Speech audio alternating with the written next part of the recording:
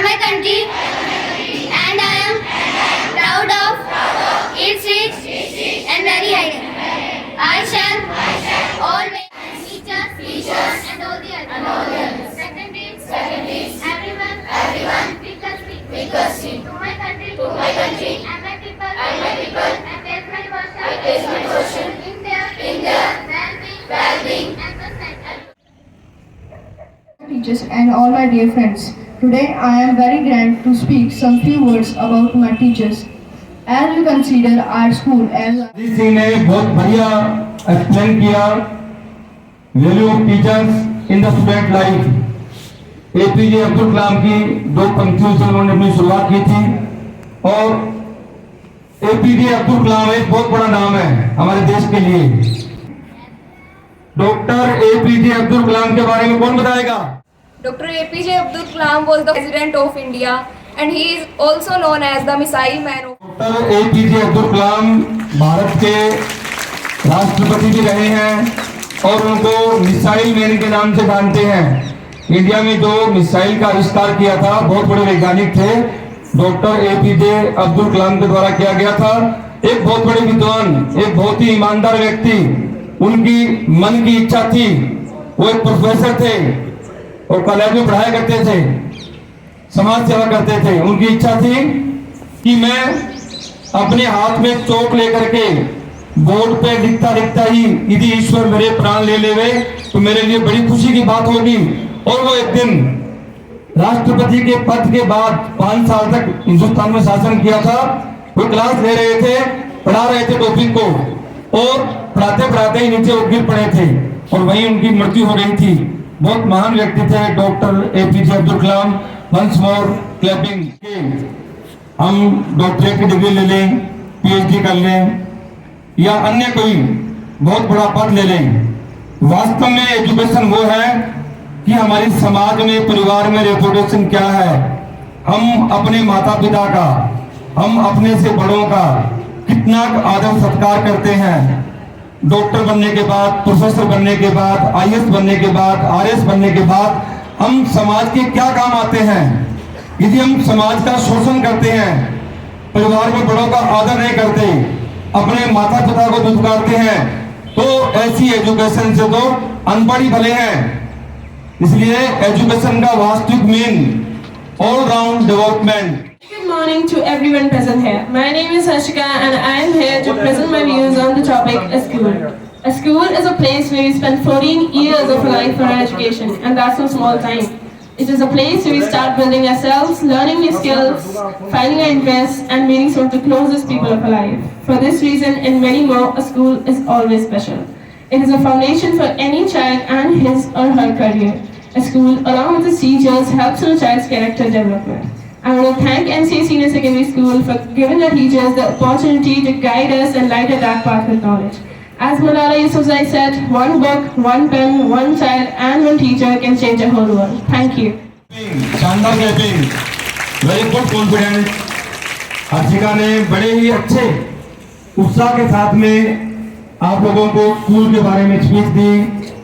विद्यालय एक ऐसा विद्या का मंदिर है जहां सर्वगुण संपन्न शिक्षा आपको मिलती है। समाज में हमें किस प्रकार रहना है, परिवार में हमें किस प्रकार रहना है और विद्यालय में आकर के हमें अपने गुरुओं से क्या सीखना है।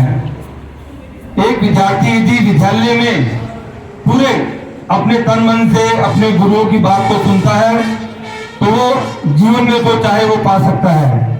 First of all, my warm welcome and hearty good morning for our honorable principal sir, teachers and my dear friends. So I am CM Goyal from 11th standard. I am standing here for give a speech. In the first, I thanking to our principal sir who gave me this opportunity by which I am standing here in front of all of you. So let's start our topic. आपको क्या लगता है जो हमारे माता पिता का role है हमारे लिए, वो सिर्फ हमें जन्म देना है, हमें इस धरती पर अस्तित्व देना है? नहीं, हमारा पालन पोषण करना, हमें एजुकेशन देना। So let's start our topic. Our parents are most precious and valuable gift for us, given by the God. The role of a parents can never be denied. They possess considerable value for us. This value cannot be counted in money, because the parents do everything for us. They give all facilities for us. which was essential for us, like study, like पालन पोषण करना, like maturation, etc. etc. So अब बात आती है उनकी जिनके पास उनके पेरेंट्स नहीं है, उनकी लाइफ बहुत ज़्यादा हार्ड होती है.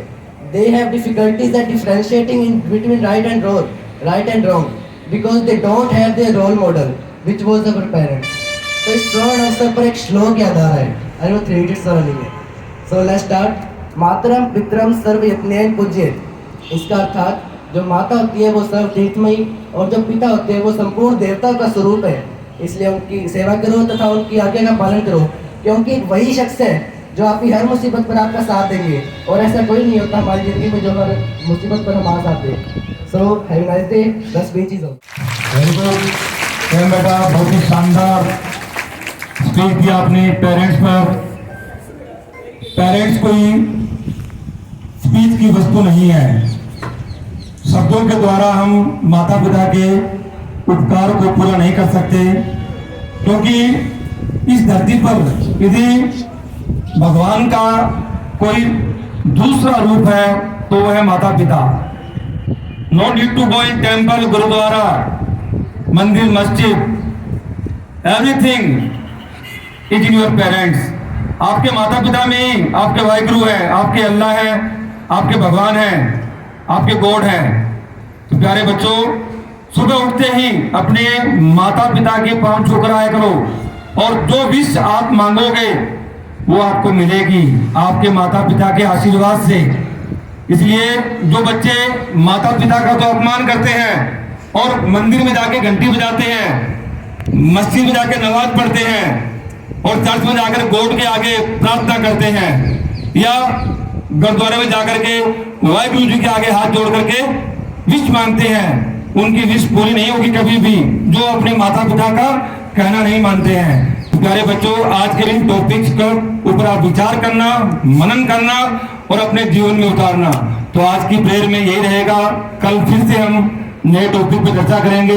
आपके क्लास टीचर आपको टॉपिक देंगे और ये कंप्यूटर. भारत माता की, भारत माता की, भारत माता की, वंदे वंदे, भारत माता की.